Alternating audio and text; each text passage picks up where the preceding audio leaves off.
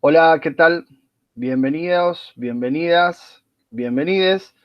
Esta es la clase número 1 de Reflexión Filosófica de la Educación y quien les habla, el profesor Mariano Gaudio, con esta cara simpática para que me conozcan de manera virtual, en principio. Bien, esta materia, Reflexión Filosófica de la Educación, forma parte de cuarto año del profesorado de primaria y de cuarto año del profesorado de inicial. El primer cuatrimestre vamos a trabajar con cuarto A, turno mañana, y cuarto B, turno vespertino de la carrera de primaria. Y el segundo cuatrimestre, cuarto A, turno mañana de la carrera de inicial. Esta es la presentación, el comienzo de la materia. Contarles un poco que vamos a tener novedad de este 2021. Hasta ahora vamos a continuar de manera virtual. Sabemos que hasta mitad de año seguro, quizás todo el año, no lo sabemos. Y que la otra novedad fuerte es que nos hemos mudado, todos los profesores y profesoras, a la plataforma del Infod, ¿sí? La plataforma del Infod, donde van a estar todas las aulas de todas las materias. Con lo cual, lo que digo es, en un comienzo vamos a tener que sortear algunas dificultades y algunos procesos de adaptación hasta ir conociendo la plataforma, tanto los y las estudiantes como nosotros como docentes, en un proceso de aprendizaje conjunto. Así que en principio tengamos mucha paciencia por ese tema hasta que le encontremos la lógica y el funcionamiento. En el Infod ustedes van a tener un aula con el nombre de la materia, Reflexión Filosófica de la Educación, y dentro de esa aula van a ir conociendo cada uno de sus recovecos, pero en principio vamos a tener las clases, ¿sí? Donde esta es la clase número 1, y van a tener también los archivos, ¿sí? En los archivos ya están cargados los materiales de trabajo que empiezan con el número 00, con el programa, y continúan 01, 02, 03, todos los materiales de la cursada. Además, cada uno de esos materiales, en la pestaña que dice descripción, van a ver que se señala ahí a qué parte del programa corresponde cada material.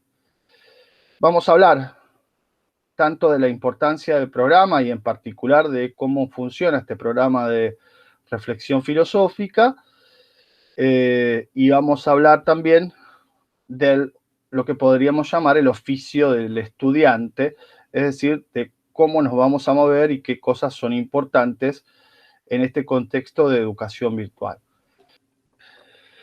Bueno, antes de pasar al oficio del estudiante, quisiera agregar una cosa más respecto de esta materia reflexión filosófica de la educación. En principio, decirles que vamos a tener, este programa es muy similar al del año pasado, pero por una cuestión también de la brevedad de los plazos, este formato virtual, vamos a tener clases sincrónicas, eh, algunas pocas, espaciadas.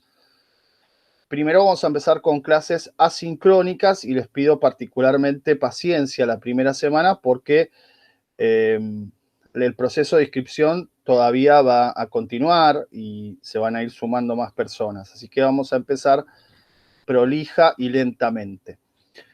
La otra cuestión importante son los núcleos prioritarios.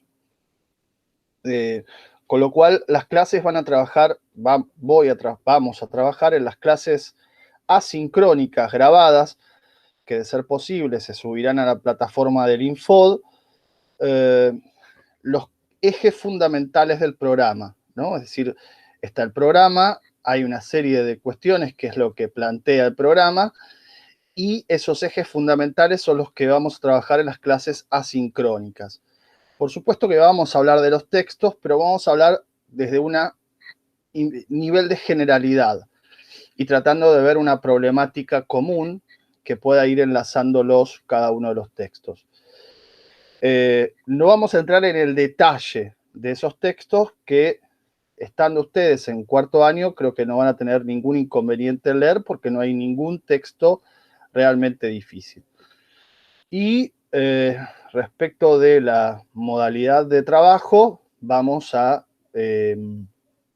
específicamente, les voy a pedir que presenten en las reuniones sincrónicas algunos de esos textos, depende de cuántos estudiantes tengamos por curso.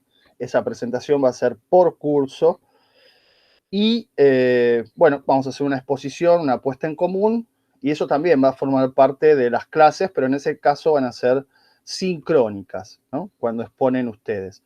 Así que la evaluación va a ser de manera principalmente oral y eventualmente algún trabajo escrito también, depende esto de cómo vengan los tiempos de cada cuatrimestre.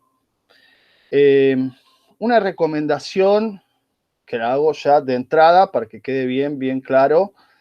Reflexión filosófica de la educación es una materia de cuarto año que tiene solamente como correlativa filosofía de primero.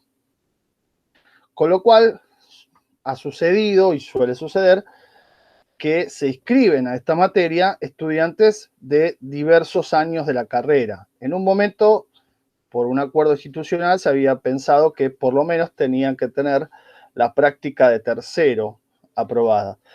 Pero eso es un acuerdo institucional, eso no lo dice el diseño curricular. Esto que voy a decir tampoco lo dice el diseño curricular, es una recomendación estrictamente personal. Esta materia tiene sentido en cuarto año. Y la diferencia que hay entre cuarto año, tercero, segundo y primero es notable. Entonces, si ustedes están cursando en segundo o en tercero y también quieren cursar esta materia, yo les diría, les va a exigir nivel de cuarto año. Las lecturas, los trabajos, las exposiciones están pensadas para un nivel de cuarto año, no para un nivel de segundo o tercero. Yo trabajo en segundo y tercero y es otra cosa. Entonces, tengan en cuenta eso, es una recomendación, porque después lo que pasa es que se nota mucho la diferencia en las producciones cuando un estudiante está en segundo, tercero o en cuarto año. Es notable la diferencia. Entonces, por favor, les pido que si la van a cursar, primero que se comprometan a las actividades que se proponen en esta cursada, en primer lugar. Y en segundo lugar, que estén a la altura de las circunstancias. Esto es muy importante. Si no, me parece que la materia va a perder sentido y carece de sentido si uno no está terminando la carrera, que es para donde está pensada justamente esta materia. Bien, una aclaración que, insisto, es realmente muy importante. Entonces, vamos a tener clases asincrónicas, vamos a comenzar con esas clases asincrónicas y por eso les estoy grabando este video para que me conozcan.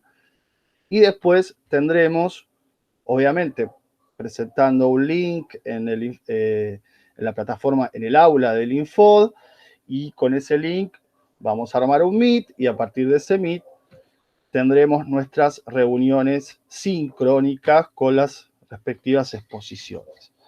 Esto entonces lo aclaramos desde de entrada para que quede bien claro.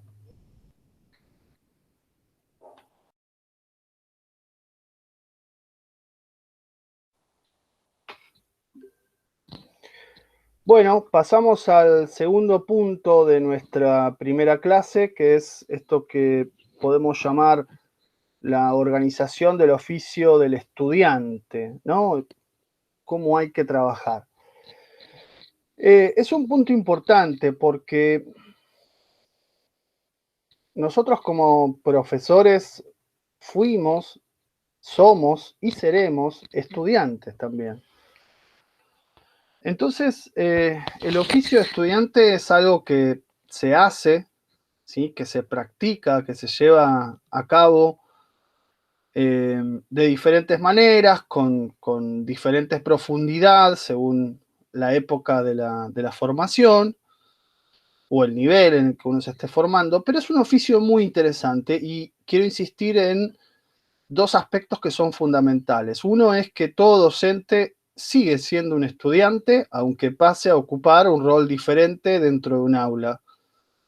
Sigue siendo un estudiante porque sigue aprendiendo, porque sigue descubriendo cosas, porque sigue leyendo, estudiando, buscando, investigando. Es decir, perder esa actitud de aprendizaje, de búsqueda, de curiosidad, cuando uno se vuelve docente simplemente porque un papel dice que uno es docente, no, no es una buena señal. No es una buena señal y probablemente no sea un buen docente quien le sucede eso. Es decir, el ser estudiante es una actitud que me parece hay que conservar y alimentar con una suerte de fuego sagrado permanentemente. Entonces, por un lado eso, ¿no? El oficio estudiante. Por otro lado, como decíamos, depende dónde uno está.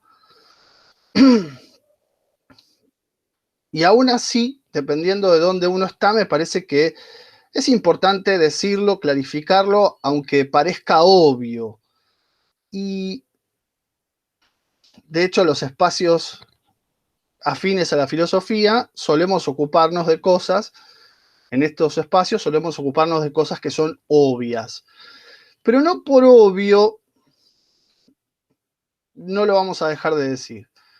Sí, aunque suene obvio, esto es importante para que nos entendamos qué decimos cuando hay que leer un texto, por ejemplo. ¿Qué significa leer un texto? Y esto puede ser útil para un ingresante, puede ser útil para un egresante, no importa el nivel donde estemos, y puede ser útil incluso para nosotros como docentes. Bien, lo primero que quiero marcar respecto del oficio de estudiante es la importancia del programa. Toda materia tiene un programa. Y el programa es lo que el profesor quiere o diseña, o como van a encontrar ustedes, el proyecto de cátedra, si es un proyecto, qué es lo que quiere llevar a cabo en ese espacio curricular. Entonces es muy importante conocer a qué apunta, qué está buscando el profesor con esto, con estos contenidos, con estos temas, con estos problemas, con estos debates. ¿Qué está buscando? ¿Qué está buscando? Se va a develar en el programa. Pero además, ustedes van a ser futuros docentes. En más o menos tiempo van a ser docentes y van a tener que armar un programa. E incluso en el espacio de la práctica se les pide elaborar una secuencia didáctica que es una parte de un programa. Bien, de acuerdo con lo que nos pide el profesorado, todo programa tiene una fundamentación, tiene expectativas de logro, tiene contenidos, y es muy importante que ustedes lo miren en principio. No digo que lo lean con detenimiento ya, pero sí que lo miren y que lo tengan presente, sobre todo en el desarrollo y especialmente en algunas partes específicas del programa, como pueden ser los contenidos, la modalidad de trabajo, la forma de evaluación, la bibliografía, todos esos elementos que van apareciendo en un programa son sumamente útiles para la organización del estudio por parte del o de la estudiante. Pero como vamos a hablar del programa específicamente en la tercera parte, simplemente señalo eso. Ténganlo presente para la organización del estudio. Es un primer dato importantísimo. Segundo dato a tener en cuenta, las clases. Las clases son importantes, indudablemente. En el profesorado se les da una importancia realmente preponderante. Bien, la pregunta es cómo se aprovechan, cómo aprovecharlas, ¿no? En este caso tenemos virtualidad. La virtualidad cambia un poco la modalidad de la clase. En la presencialidad las preguntas serían, bueno, ¿cómo hago para tomar apuntes, como para detectar lo importante? ¿Qué pasa si el profesor escribe en el pizarrón? ¿Todo lo que escribe en el pizarrón es importante? ¿Son palabras claves? ¿No son palabras clave? ¿Me conviene primero ir a la clase y después leer los textos, o primero leer los textos y después ir a la clase, o primero leer los textos, después ir a la clase y después volver a leer los textos. Bien, mis caras, lo bueno de estar grabando, además de ver esta cara horrible, es que puedo hacer caras como a ver qué se sobreentiende con cada cosa. Son clases virtuales. Vamos a tener clases virtuales en principio medio año, probablemente todo el año. La ventaja de las clases virtuales es que se pueden retroceder, ¿sí? Se puede ir para atrás, se puede volver a escuchar, se puede escuchar de a poco, cosa que no sucede en las clases presenciales, que si uno se lo pierde, se lo perdió. Esta es la gran ventaja. Quizás la desventaja es la distancia que genera la virtualidad, indudablemente, el no poder preguntar en el momento al profesor, pero tenemos todos los medios virtuales para preguntar. Y créanme, en toda mi experiencia docente, no abundan las preguntas en clase. Con lo cual, a mí me parece que se puede aprovechar este formato y se pueden aprovechar las clases bien. Este año 2021, las clases van a venir con una mirada general, ¿no? Es decir, tratando de hacer hincapié en lo general, en los ejes, en los problemas, o como hemos llamado ya, en los núcleos prioritarios, en los contenidos prioritarios. ¿Sí? Esto quiere decir que vamos a tratar de explicar los enfoques de cada uno de los momentos del programa, que suponen, cómo se insertan ahí, en esos enfoques, en esos ejes, en esas unidades temáticas, los distintos textos específicos que hay en el programa, qué marco necesitamos para poderlos leer, y también indicaciones acerca de qué es lo que queremos ver, qué es lo que este profesor pretende ver en cada uno de esos textos, o por qué esos textos están ahí puestos, no están puestos por capricho ni por costumbre, porque generalmente estos textos los vamos renovando permanentemente, y en los últimos años, en mi caso, he renovado prácticamente todo. Entonces, y no están para rellenar ni para... No, están por un sentido, porque transmiten algo, porque permiten pensar ciertas cosas. Entonces, eso lo podemos plantear en clase. Podemos plantear cuál es la perspectiva con la que queremos que esos textos sean leídos, sean atendidos, sean subrayados. Lo que incluso hasta podemos llegar a arrimar es cuáles son esos conceptos claves que están dentro de esos textos, y que ustedes es necesario que vayan y miren. Hasta ahí, ¿no? Es decir, ahí que empieza. Bueno, ahí hay que ir y leer los textos, ¿no? Hasta ahí llegan las clases, ¿sí? Las clases van a ir por arriba y van a suponer que ustedes van a entrar por abajo o por el costado, como quieran, ¿no? Por una columna y por la otra. Ustedes van a entrar a profundizar en la lectura de los textos. Con lo cual, las clases no van a reemplazar a los textos para nada, eso seguro, y los textos van a permitirles a ustedes profundizar mucho más las cosas generales que podamos decir en las clases.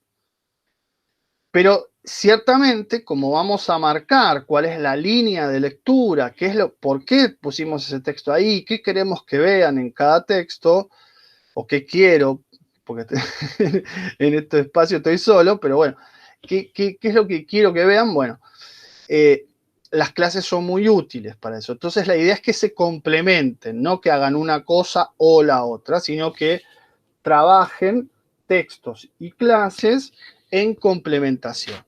Si quieren primero una y después leer los textos, o primero leer los textos para entender mejor las clases, para después entender mejor los textos, como ustedes gusten. La verdad es que cada uno ahí puede ir eligiendo su forma de estudiar como más le parezca. El tercer punto del que quería hablarles son los textos mismos. Todo texto supone un contexto, ¿sí? Un autor, quién dice, por qué lo dice, cómo lo enfoca, ¿no? Y generalmente no en ningún creo que no sé si en alguna materia de profesorado, pero generalmente no damos en el profesorado libros enteros. Siempre se busca, se hace un recorte, un capítulo, una parte de un capítulo, una parte del texto.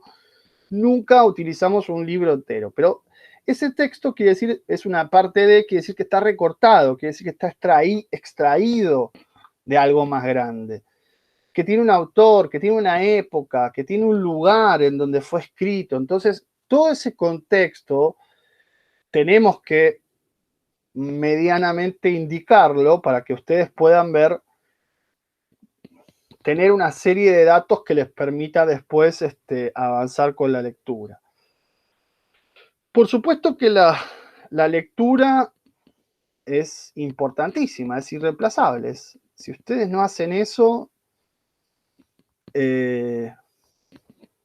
no lo puede hacer otra persona por uno. No puede pensar otro por mí. Tengo que pensar por mí. Bueno, no puede leer y subrayar otro por mí, ¿no? Y yo larveo el trabajo de otro. Justamente lo que les decía al principio, el fuego sagrado del ser estudiante consiste en hacerse cargo de la tarea, decir, bueno, esto me corresponde hacerlo, no pedir resúmenes o pedir a otro que lo haga por mí. Otro que lo haga por mí, no lo hago. Ese es el punto. No es un trabajo reemplazable ni comprable o vendible. Es una actividad que tienen que hacer ustedes por sí mismos, por sí mismas, a partir de sí, no a partir de otro, de lo que haga otro u otra. Entonces, la lectura es irreemplazable. La actitud de aprender, decíamos hace un momento, se juega acá, en sentarse y leer. No, el estudio tiene una ventaja, que no tiene talento, ¿no? Uno puede pensar, no sé, en las artes o en los deportes. En muchas profesiones hay que tener talento o no, pero acá la diferencia se hace con el trabajo, ni la diferencia, todo se hace con trabajo, en realidad. Es sentarse y laburar. Sentarse, laburar el texto, y eso no hay nadie, ¿no?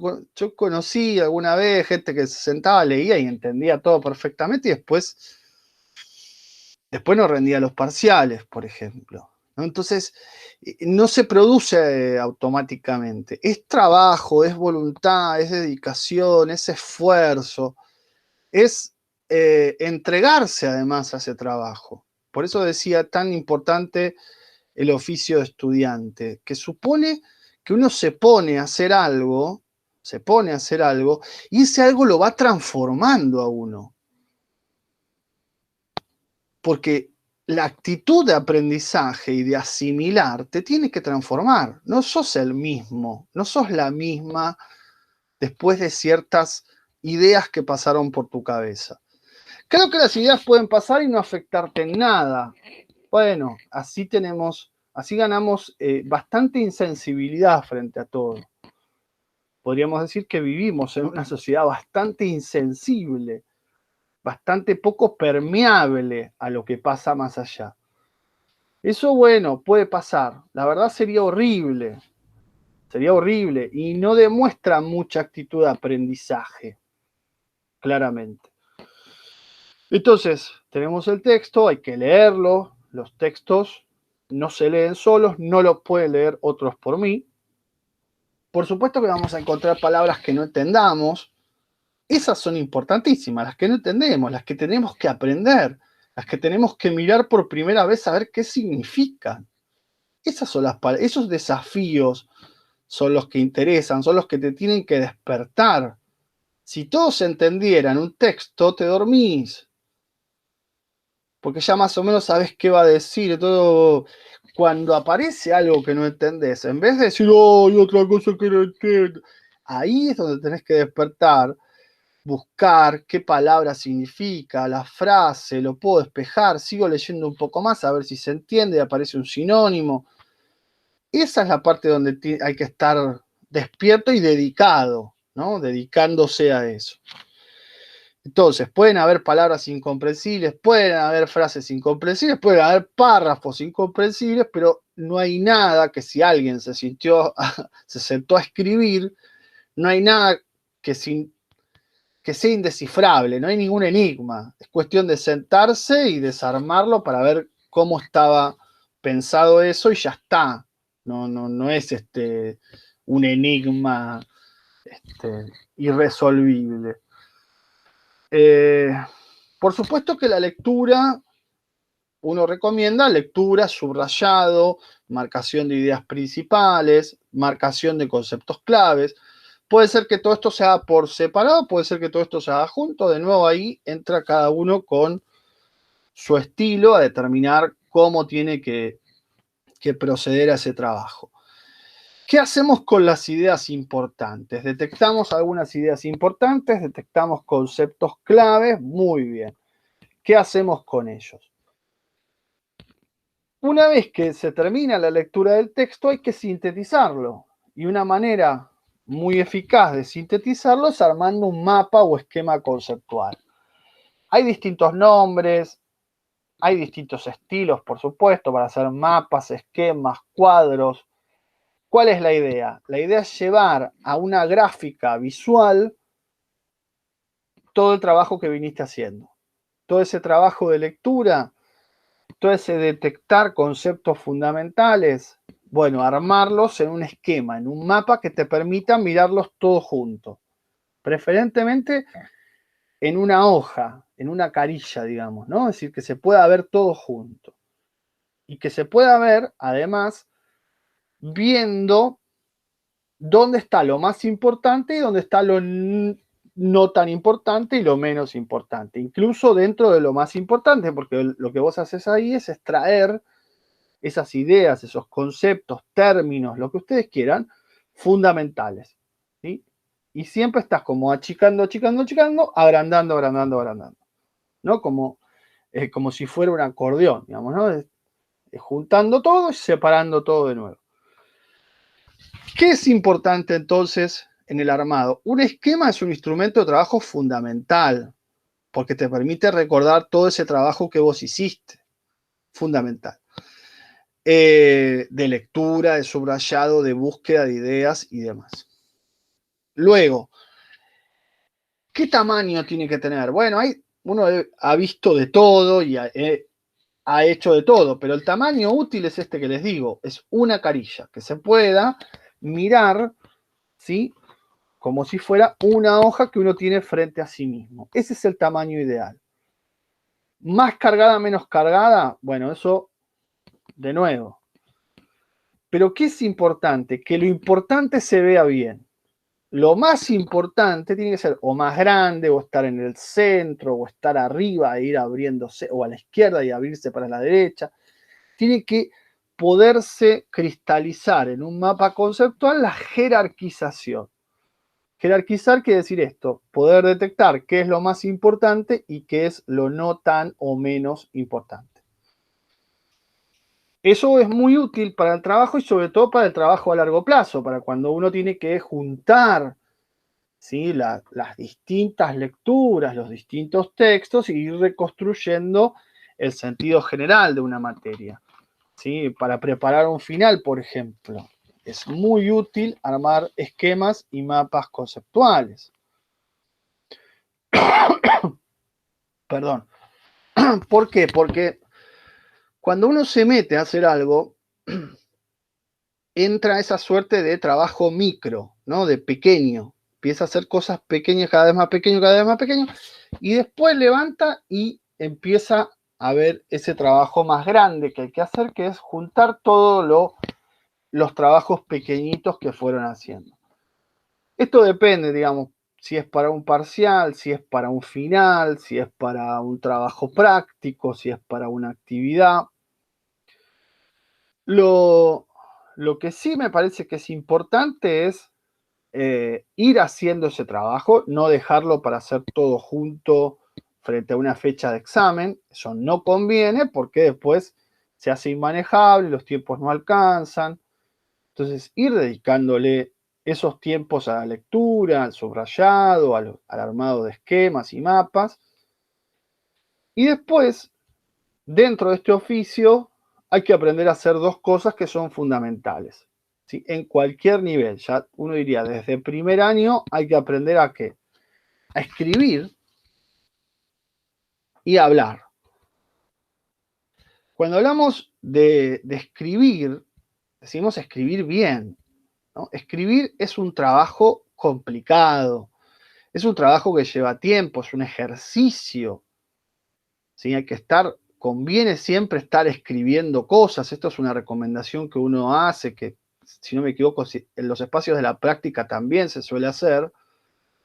Uno tiene que estar escribiendo, aunque sea contando, no sé, contando las noticias del día o haciendo un diario de su vida, lo que ustedes quieran, pero el ejercicio ese de sentarse a escribir, de tratar de escribir bien y de tratar de llevar a escritura las ideas que tenés en la cabeza, es todo un trabajo. Y como todo trabajo, la primera vez que lo haces te va a costar un montón y luego, a medida que lo vas haciendo, va a ir mejorando paulatinamente. Es un entrenamiento, por eso decimos, es un ejercicio, despacio, pero continuado. No lo dejes de hacer. La escritura es algo muy importante en toda profesión docente, en todo nivel. En todo nivel es muy importante. Una consigna mal escrita, un comunicado mal escrito, una devolución mal escrita, es como, realmente es una pérdida de legitimidad terrible, ¿no? Entonces, la escritura es parte de las herramientas fundamentales de nuestro oficio, armar un informe, para hacer un acta, para armar un proyecto, para cualquier cosa. Escribir es fundamental. Y hacerlo bien es el desafío. Y no es algo que vas a aprender, digo, es algo que tendrías que haber hecho ayer. Bueno, ya, no hay mañana. No pienses, mañana voy a aprender las reglas de ortografía. No, no. Las reglas de ortografía se aprenden hoy, no mañana. Ya tendrían que estar aprendidas. No son complicadas. No son nada complicadas.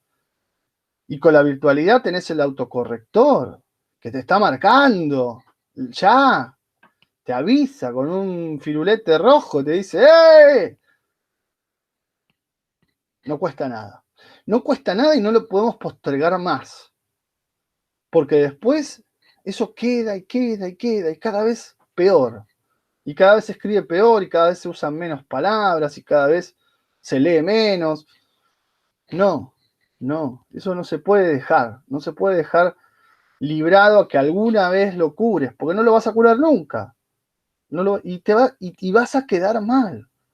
Vas a presentar el comunicado y, quiero esto, y todo mal escrito y va a quedar horrible, horrible, horrible. La otra cuestión es la oralidad, que, bueno, este año vamos a implementar exposiciones orales en las reuniones, tengo que pensar, las sincrónicas, ¿no? Las sincrónicas, las que vamos a hacer coordinadamente, para ir avanzando la exposición oral, que generalmente se termina viendo en el examen final. Pero la oralidad es un punto a tener en cuenta. Es un punto a tener en cuenta porque es una manera en que uno se presenta y también es una manera en que uno se legitima o se deslegitima. Depende de cómo hable uno, ese aula va a decir, sí, es un docente. Nada, este es cualquiera. Este es el jardinero Willy de los Simpsons. Es fundamental la manera de hablar. ¿Sí? Y hay que poder construir discurso autónomamente, ¿sí? Poder sostenerlo, poder defenderlo frente a los demás. Y eso hace a nuestra profesión docente y a la legitimación, ¿sí? Que sí, realmente tenés que estar ahí, mereces estar ahí, corresponde que estés ahí, está validado que estés ahí. Y no un papel que diga, es docente, entonces bueno, por más que hable horrible, es docente y hay que bancársela. No, no, eso no es así. Entonces, tanto la construcción de escritura como la construcción de oralidad son fundamentales en esta profesión. Y no se pueden dejar, no se pueden dejar ni libradas al azar o a lo que cada estudiante pueda hacer o dejar de hacer, ni pueden no ser evaluadas durante el proceso de aprendizaje. Y siempre se puede mejorar, por supuesto. Siempre se puede mejorar. Y no se necesita, wow, tener talento. Es trabajo, no es talento, es trabajo. Bien, y un último punto que quería marcar es que es muy importante que nos pongamos en sintonía, ¿sí?, con el año que estamos, ¿no? Uno dice, el de profesorado, está bien, cada carrera tiene su particularidad, pero también cada año tiene su particularidad, ¿sí? Primer año es un año de contención, acompañamiento, donde todas estas cosas son importantísimas, todas estas cosas que acabo de decir. ¿Sí? Son importantísimas, son fundamentales. Se van aprendiendo y se empiezan a hacer. Eso es lo que tiene de bueno el primer año, que empieza a hacer. Pero es un año como de contención, de acompañamiento, de alfabetización y está muy bien. Segundo año, ya tiene que arrancar la cosa. Y muchas veces no arranca. Muchas veces no arranca. Tercer año, ya tiene que madurar. ¿Sí? No puede ser una materia de primero más difícil que una de tercero. No. Y cuarto año se termina, pero hay que aprender un montón de cosas antes de terminar. No es, ay, termino y ya está. Bueno, no. No, hay un montón de cosas para aprender en cuarto año. No es déjame en paz que quiero hacer la práctica y listo. No. No, no es eso. Tenés un montón de cosas por delante por aprender y tenés que tomarte muy en serio esos aprendizajes. Porque ser docente no es solamente estar enfrente de un aula. Enfrente de un aula puede estar el jardinero Willy en Los Simpsons o cualquier otro. El punto es qué va a pasar después de estar al frente de un aula. Entonces digo, es muy importante ponerse a tono con qué año estamos de la carrera y con qué año está esta materia en el diseño curricular. Es muy importante eso. Y por supuesto, la diferencia hace no solo al desarrollo, sino por supuesto también al final de la materia. En cualquier caso, todo esto de lo que hablamos hasta acá les sirve mucho, y si no les sirve, es una descripción de lo que tendrían que estar haciendo, digamos, ¿no? Pero bueno, yo lo pongo en claro, cuando digamos, vamos a, les pida, lean textos, ¿qué significa leer? Muchas de las cosas que dijimos acá. Miren el programa, lo dijimos.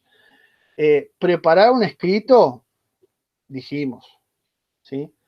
Dijimos todo lo que hay que hacer y después sentarse a escribir y practicar la escritura y pulir la escritura. Nunca un texto sale así de una terminado. Siempre hay que trabajarlo un poco más. Y preparar la oralidad, de nuevo, también es un trabajo, es una práctica. Hay que hacerlo bien. Hacerlo y hacerlo bien. En el nivel que sea, pero hacerlo bien. Bien, hasta acá entonces la segunda parte de lo que les quería comentar en esta primera clase.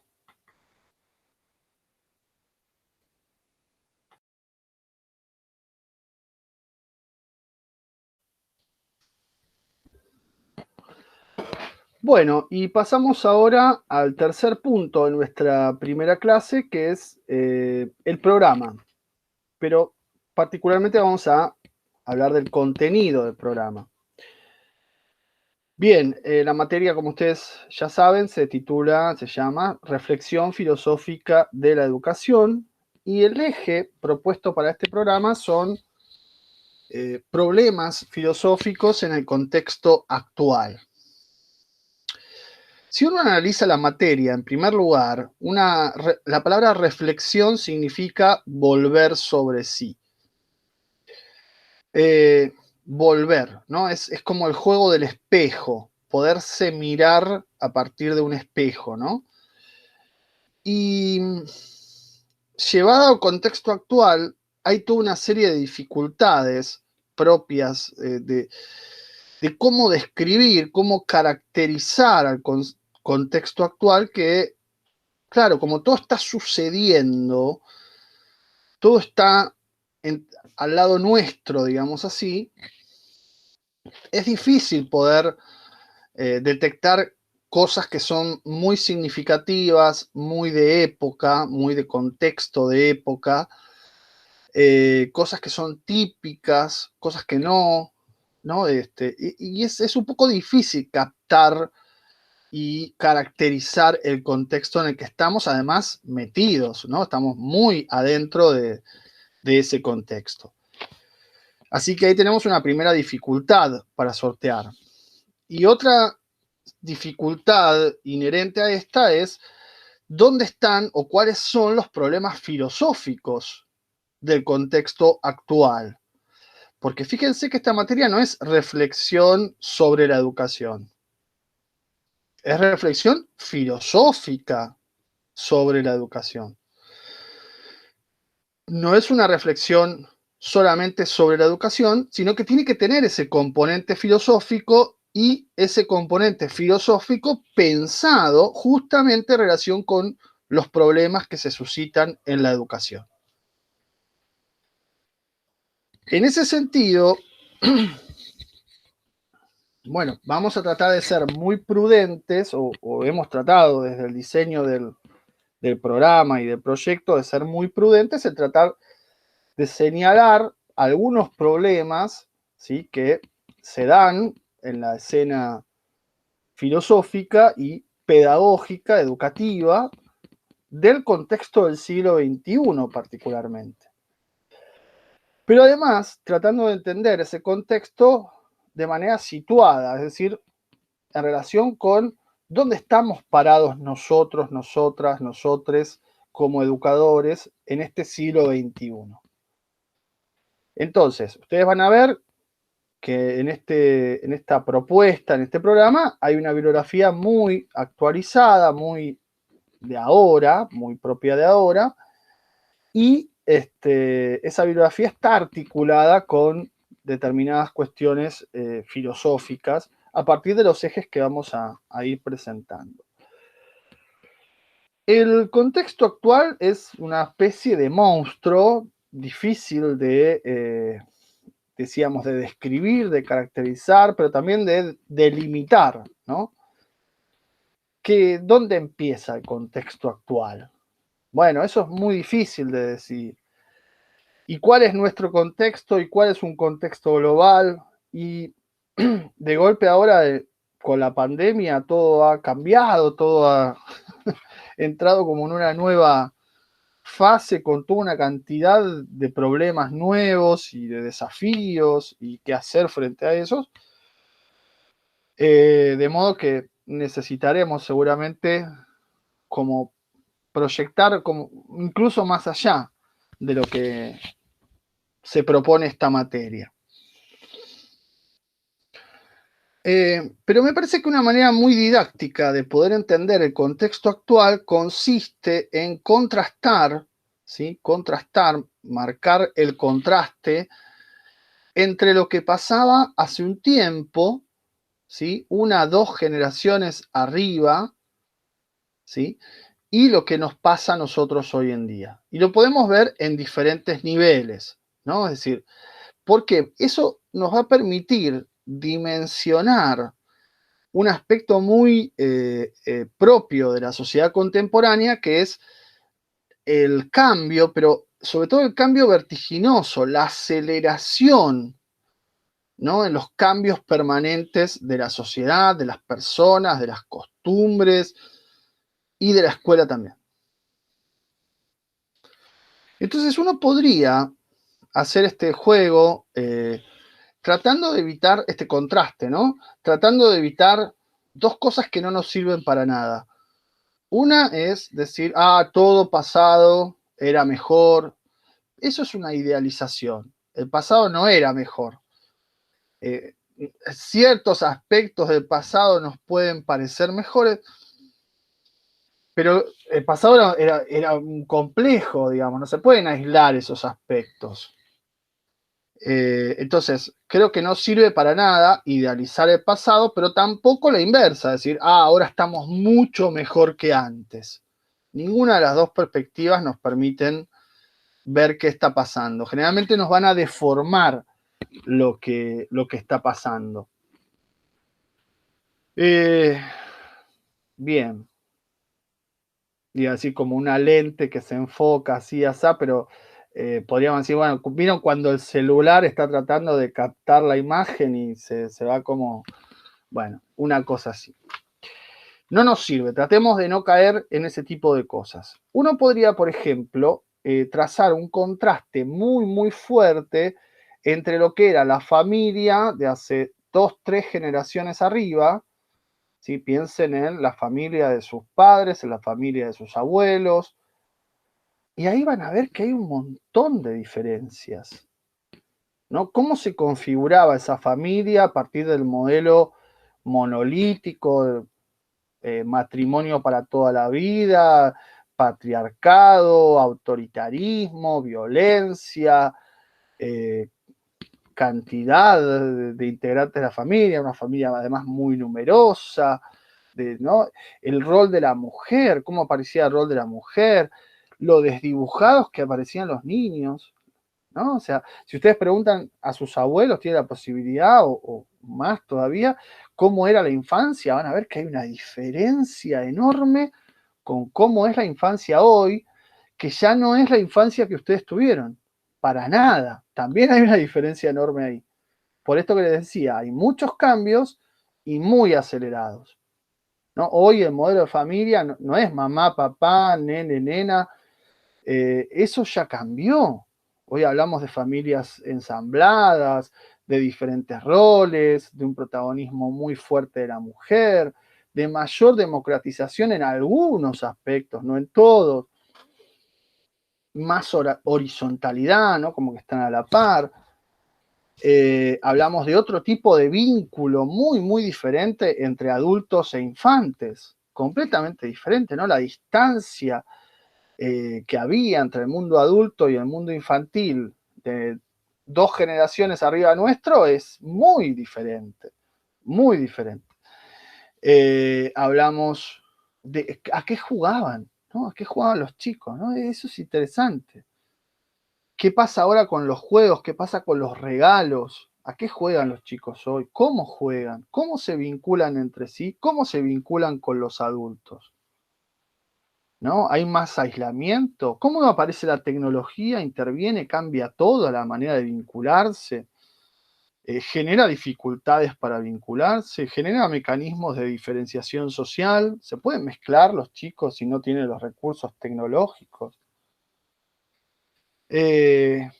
¿Cómo responden los padres a la demanda? ¿Podemos hablar de una suerte de dictadura infantil, por ejemplo?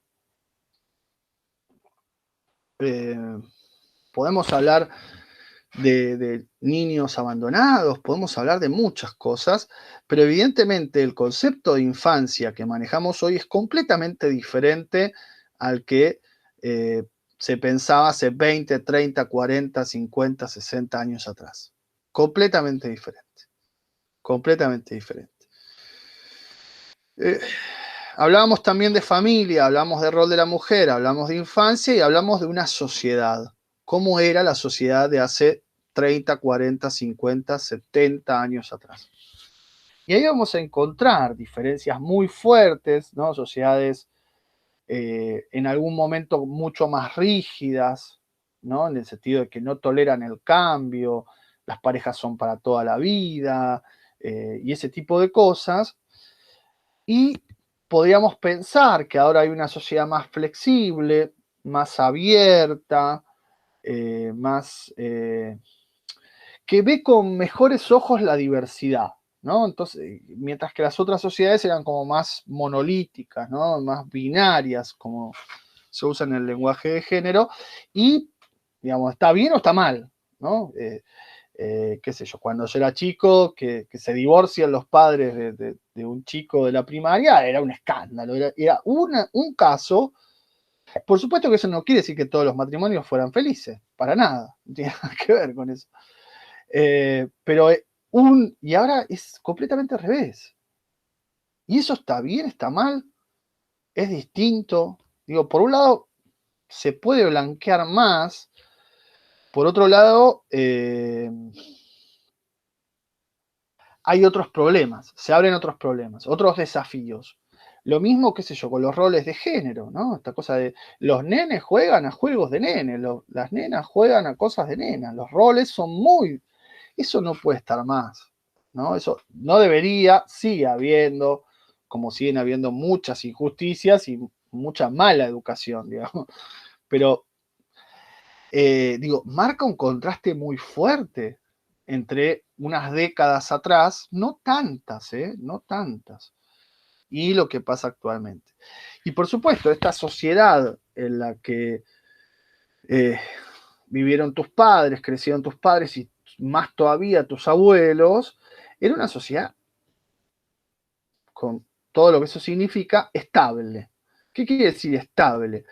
Que generalmente el trabajo de una persona era un trabajo para toda la vida, ¿no? Empezaba a trabajar en un lugar, en una fábrica, en un negocio, lo que sea, y eso era hasta que se jubilaba, ¿no? O hasta que decía, no trabajo más.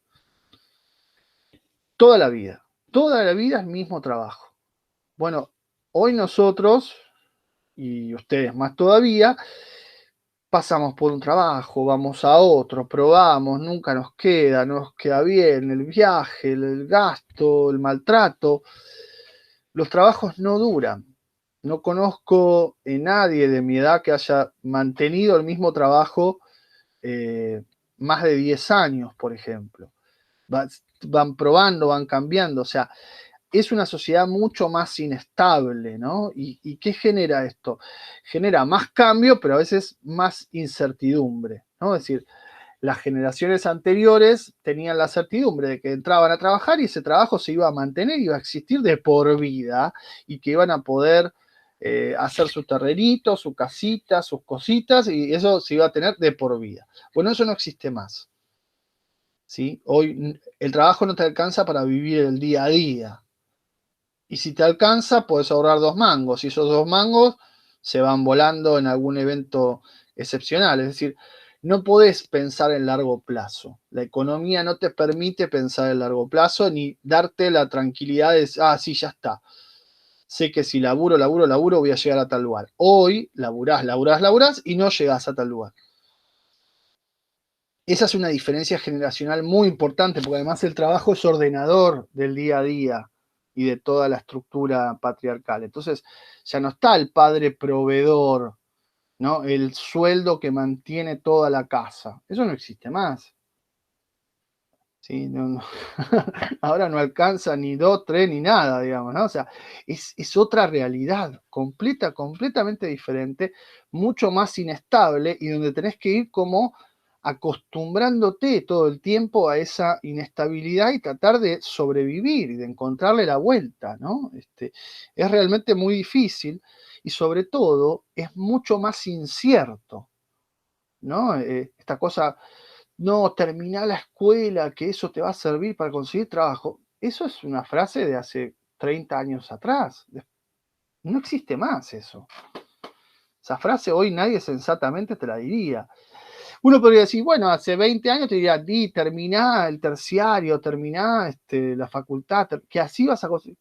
No, no hay esa certidumbre. Y ojo que quienes nos dedicamos a educación tenemos un marco de mayor certidumbre que en otras profesiones, pero eso no nos puede quitar el ver que en otros trabajos, que en otras profesiones es mucho más difícil, es muy inestable, muy inestable.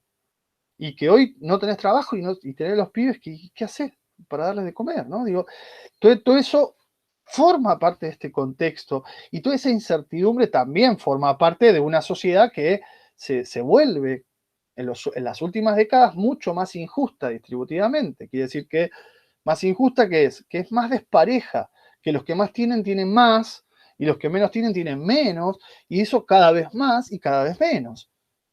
Esa es la gran diferencia del 73, que es un año muy importante, para acá, para el 2021, que es la diferencia económica, y eso te impide a vos tener la tranquilidad que tendrías con tu misma edad en el año 73, diciendo, bueno, yo laburo para allá y sé que llego. Hoy vas para allá y no llegas.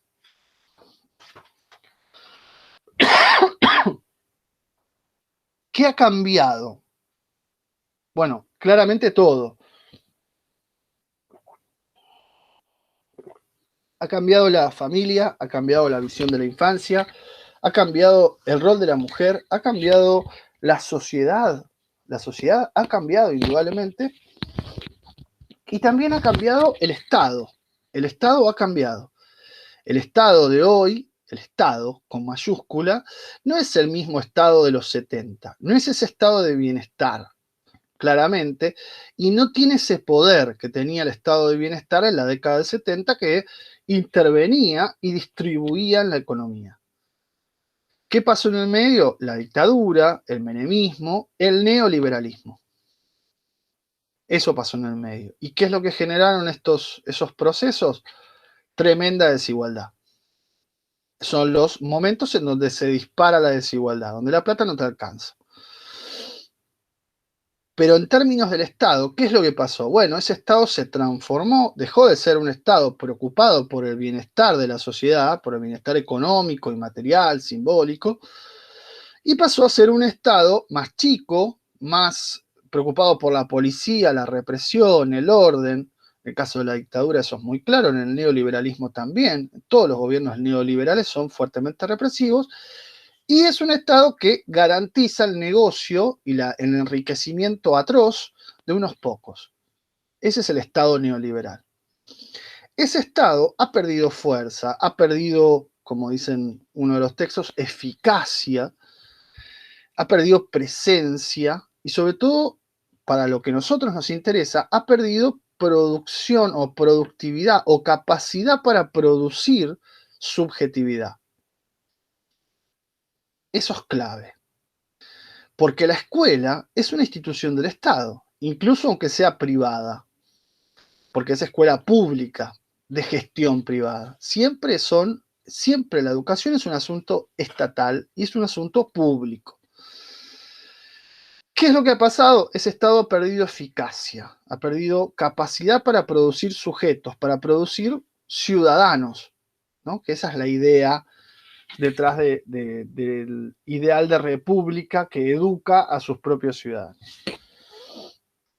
Y entonces, ¿qué problema trae esto consigo? Bueno, han aparecido otras formas de educación, ¿sí? Que han sido mucho más eficaces en la producción de subjetividad. Y esas formas están asociadas con otro monstruo, ¿no? Por ejemplo, los medios de comunicación, ¿no? Particularmente primero la televisión, luego las redes sociales, podríamos decir ahora, son mucho más eficaces tienen más llegada en la producción de subjetividad que el propio Estado, que la escuela, que es el Estado en educación, ¿no? ¿Y eso qué tiene por detrás? ¿Quién está por detrás de los medios? ¿Quién está por detrás de la, ¿cómo se dice?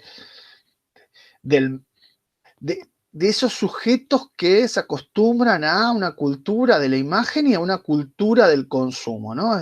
Todo es consumible. Tratar de tener las redes sociales, la televisión, el bombardeo mediático. Bueno, hay detrás algo que se llama mercado, que es algo muy abstracto, pero que es quien es quien le ha ganado mucha presencia, ¿no? Contra el Estado. Y ese mercado lo que busca es no producir ciudadanos, sino producir consumidores, básicamente, ¿no? Consumidores, y cuanto más tontos y digamos, cortos en razonamiento sean, mejor. Entonces avanza a través de los medios, de la televisión, de las redes sociales, de los juegos, de la ropa, de todo lo que son prácticas de consumo y produce subjetividades novedosas en todo nivel. Esto es lo interesante. El mercado ya no se preocupa solamente por la porción adulta de la población, ¿no? Sino que el mercado avanza directamente sobre lo infantil. Voy a poner un solo ejemplo.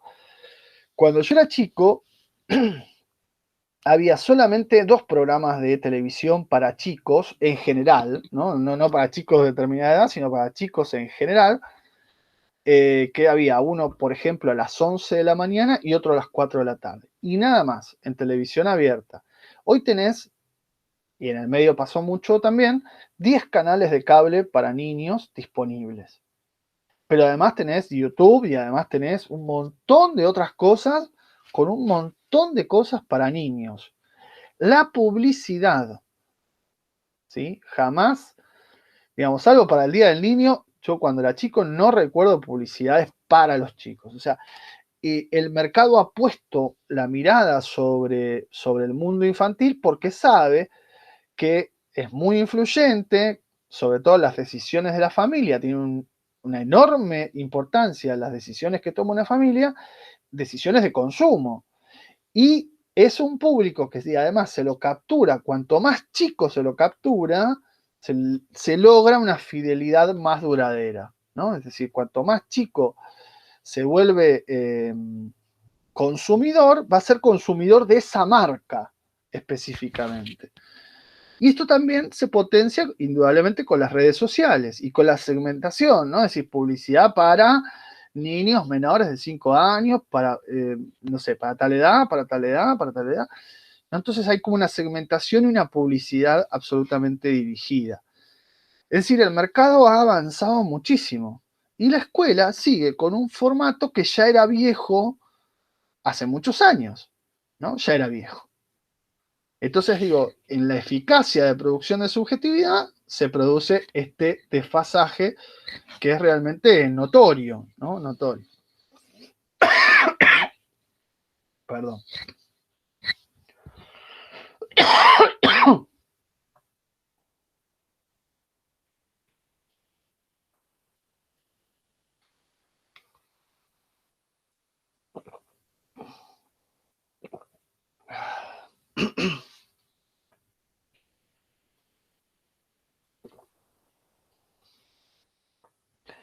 Bueno, entonces, ¿qué hacemos con la escuela hoy? Una institución que fue pensada hace 350 años y que ya era vieja hace 50, 60 años y que está viviendo toda una serie de transformaciones sociales que son enormes en la actualidad.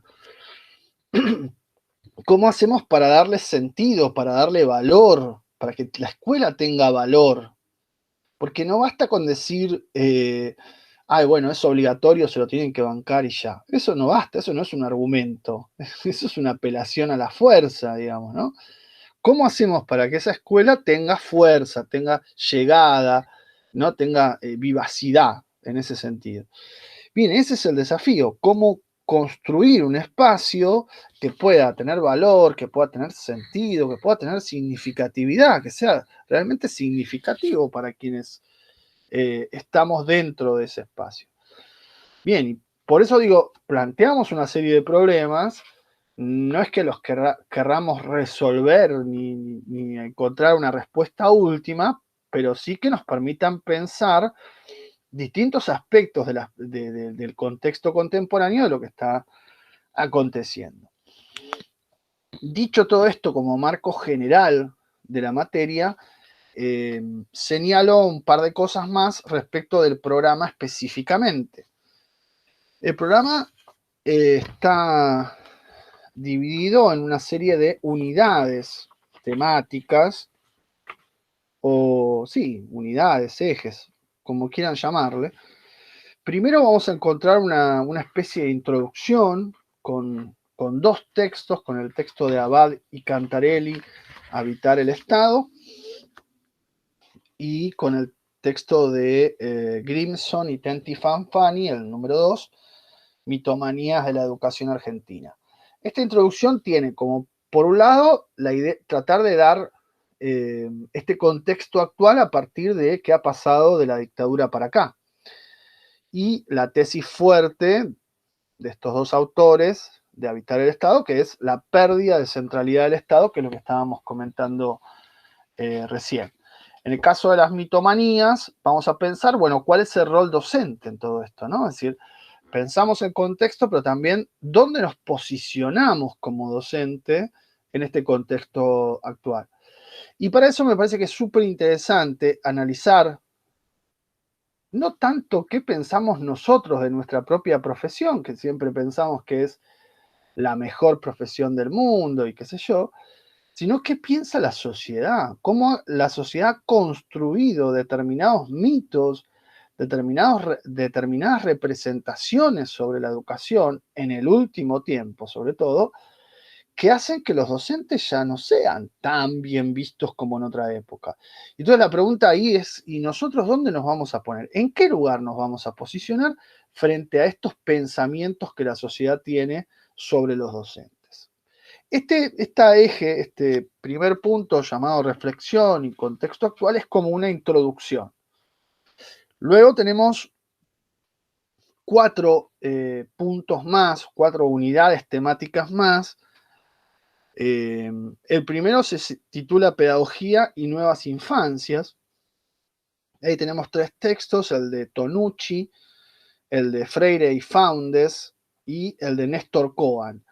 Los textos de Tonucci y de Freire y Foundes no son tan nuevos, claramente, tienen unos cuantos años, pero están planteando una renovación pedagógica súper interesante. Tonucci, particularmente con su mirada sobre la investigación, y Freire y Foundes con una apuesta a la pedagogía de la pregunta. Entonces me parece que es interesante que ese impulso por redescubrir otros aspectos de la infancia nos permita empezar a pensar la infancia de otra manera. Sí, esos 2 textos, aunque tienen más años que los textos que generalmente están en este programa, me parece que tienen una fuerza, tienen una vitalidad que, por lo que plantean, son muy actuales. Y lo mismo pasa con el texto de Walter Cohen, que justamente plantea eso, la idea de una educación tiene que pensar de nuevo la infancia, tenemos que repensar la infancia de verdad, con ciertas características que no pueden ser más opacadas como ha sido tradicionalmente, ¿no? La infancia pensada como lo que le falta para ser adulto. Tiene que ser pensadas como signos positivos, independientemente de la adultez. Y eso es un gran desafío, ¿no? Walter Cohen es además un pensador muy interesante que se dedica a temas de filosofía con niños o con niñas, y creo que es muy importante que podamos reformular nuestra mirada de la infancia. La siguiente unidad temática se titula Posverdad y subjetividades, ¿no? Es decir, posverdad es una cuestión que se ha discutido y se ha debatido últimamente mucho, justamente porque es un término que empezó a ponerse de moda en los últimos años y tiene mucho que ver con los medios de comunicación, con cómo los medios van malformando, deformando hasta directamente mentir sobre determinadas noticias y buscando determinadas emociones, ¿no? Es decir, hay una intención claramente manipuladora. Los medios se han convertido en formadores de subjetividad de manera tremenda en las últimas décadas, con una cosa de influencia y hasta diría con cierto fanatismo que es para preocuparse. Las nuevas tecnologías, ¿cómo nos han cambiado las nuevas tecnologías? Es lo que plantea el segundo texto de este eje. El primero es el de Morales Campos, el segundo es el de Gómez de Ágreda.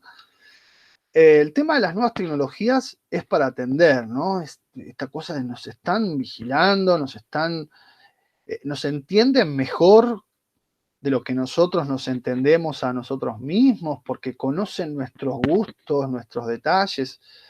Bueno, es un tema para pensar y para redefinir esta subjetividad que de golpe, no sé, se confiesa en las redes sociales, ¿no? Esto es una novedad.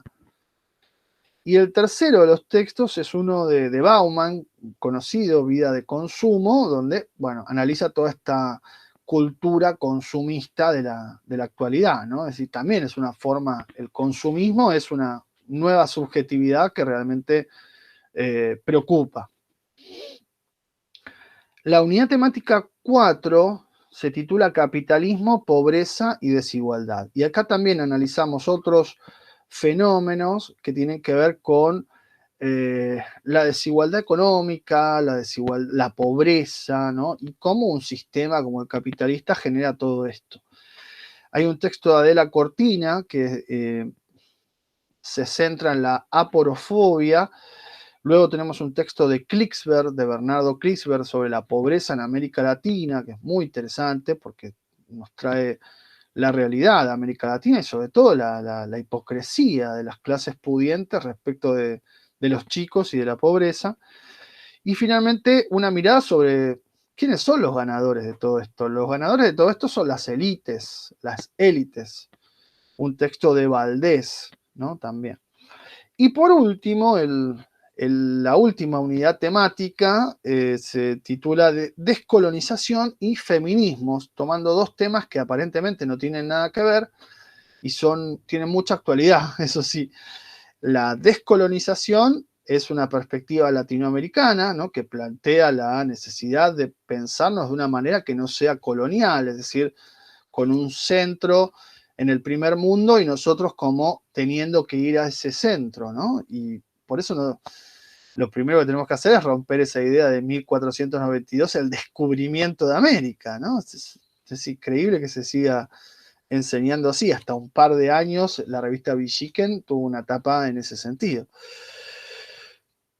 Pero la descolonización, que es todo un trabajo mental, de tenernos que reformular nuestra cabeza en términos de desarmar esa colonialidad, esa mentalidad colonial que ha sido incrustada durante siglos, se complementa muy bien con el feminismo, con los feminismos. Vamos a insistir mucho que feminismo se dice en plural. Hay muchos feminismos, no hay un solo feminismo, pero eso es una corriente de una actualidad importantísima, importantísima.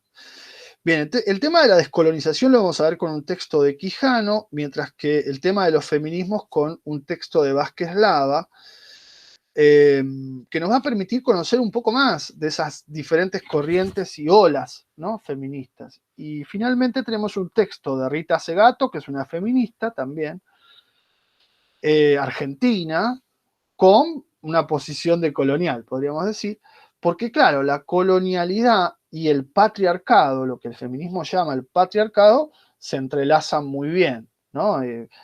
Van de la mano, son dos mecanismos muy efectivos de dominación. Y entonces, y vamos a ver en particular todo el tema del patriarcado, la dominación y un texto que es interesantísimo, súper vigente, La guerra contra las mujeres, se titula el texto de Rita Segato. Entonces acá también aparece esta cuestión de cómo nos posicionamos desde América Latina, asumiendo nuestros contextos, asumiendo nuestras raíces, asumiendo que somos diferentes, no que somos inferiores. No que somos inferiores, ¿no? Y cómo nos posicionamos frente a esta ola, que es muy importante y que sin dudas tiene como un destino revolucionario, que son los feminismos, ¿no? Porque han puesto en discusión absolutamente todo el pensamiento. Así que entonces, para resumir, tenemos 5 ejes temáticos o 5 unidades temáticas, una introducción titulada Reflexión y contexto actual, un segundo eje que es Pedagogía y nuevas infancias, un tercero que es posverdad y subjetividades, 4 capitalismo, pobreza y desigualdad, 5 descolonización y feminismos, ¿no? Y cada uno de estos tiene 2 o 3 textos, está todo ordenado y está todo descrito en el programa. Bien, entonces para la próxima clase, la clase número 2, vamos a trabajar el primero de estos ejes, no el segundo, reflexión y contexto actual, justamente con los 2 primeros textos, el de Abad y Cantarelli, Habitar el Estado, y el de Grimson y Tenti Fanfani, Mitomanías de la Educación Argentina. Esos dos textos van a ser el tema y todos los contenidos que figuran en el punto 1 del programa, especificando cada una de las cosas que vamos a ir diciendo. Bueno, hasta acá, muchas gracias y nos vemos en breve.